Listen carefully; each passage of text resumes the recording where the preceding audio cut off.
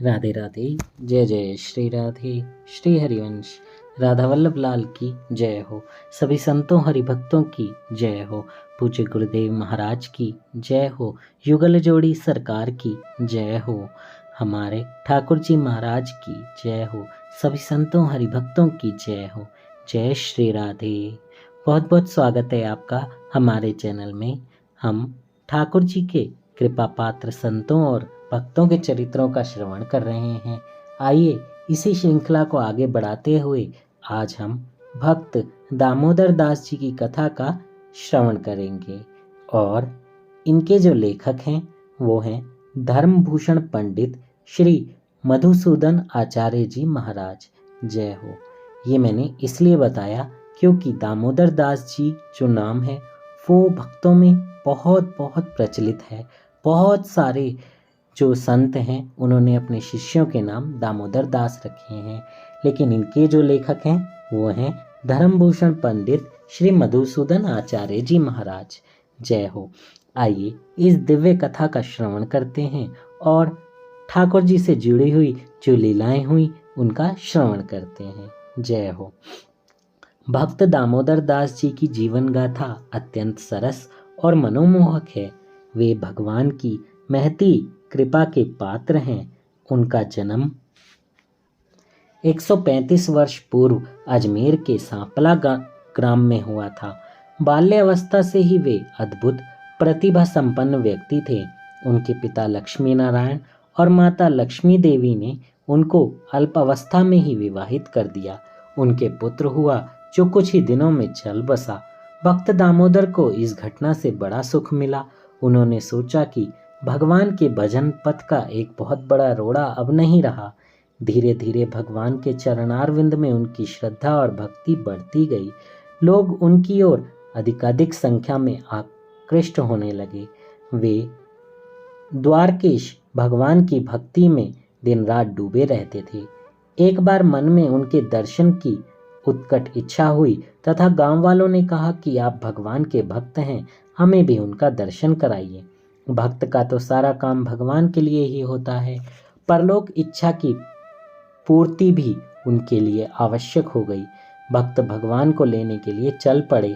कठिन व्रत संयम और नियम का पालन करते हुए द्वारकापुरी के लिए उन्होंने पैर बढ़ा दिए।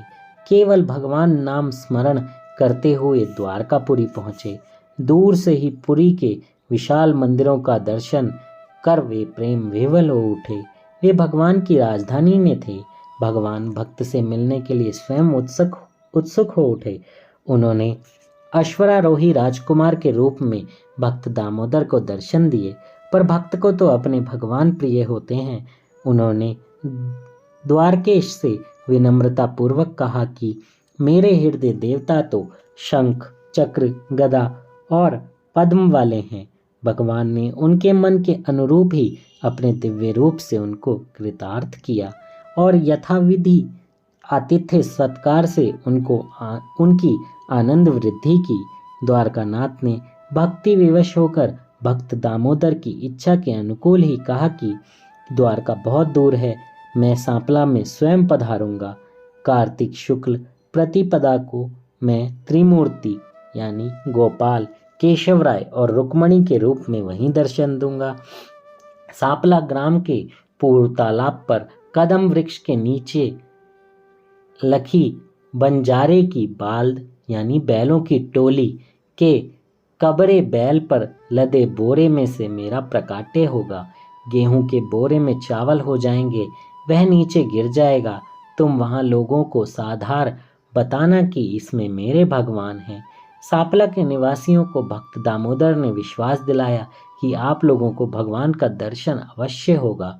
शुभ तिथि पर लखी बंजारे की बालद आई और भगवान की कथा अनुसार बैल पर लदे बोरे में भगवान के श्री विग्रहों का प्रकाट्य हुआ। जय हो, जय हो। बोलो द्वारकापुरी नाथ भगवान की जय हो। बंजारे ने एक भव्य मंदिर का निर्माण कराया और भक्त दामोदर ने उसमें अपने भगवान की प्राण प्रतिष्ठा की, उन्हें स्थापित किया। उनकी जय ध्वनि से वातावरण पवित्र हो उठा। प्रत्येक वर्ष इस पवित्र स्थान पर बहुत बड़ा मेला लगता है और गोपाल भगवान के पूजन उत्सव में अधिकाधिक जनता भाग लेती है। भक्त दामोदर दास के रचे हुए भगवत चरित्र महाग्रंथ का पारायण भी होता है। भक्त दामोदर दास का जीवन धन्य था। उनकी भक्ति भगवान को द्वारका से सांपला तक खींच लाई। भक्त दामोदर के साथ ही साथ उनके समकालीन सांपला निवासी और आस पड़ोस के लोग भी भगवान के दर्शन से कृतार्थ हो गए। जय हो। कितने प्यारे भक्त हैं दामोदर दास जी। भगवान को उनके पास आना ही पड़ा और उनके नाम जप से देखिए वहाँ के लोगों पर भी कितनी कृपा हुई। इसलिए कहते हैं कि हमें संतों का, हमें हरि भक्तों का सहारा लेना चाहिए, उनके सानिध्य में लेना चाहिए।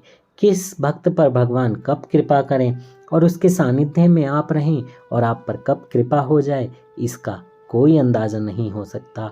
इसलिए संत महात्माओं के सानिध्य में रहने के लिए कहा जाता है, सत्संग करने को कहा जाता है, नाम जप करने को कहा जाता है। क्योंकि अगर घर में, किसी भी घर में एक आदमी भी भगवान की भक्ति करता है, अगर उसकी भक्ति सच्ची है, तो भगवान उसके पूरे कुल को तार देते हैं।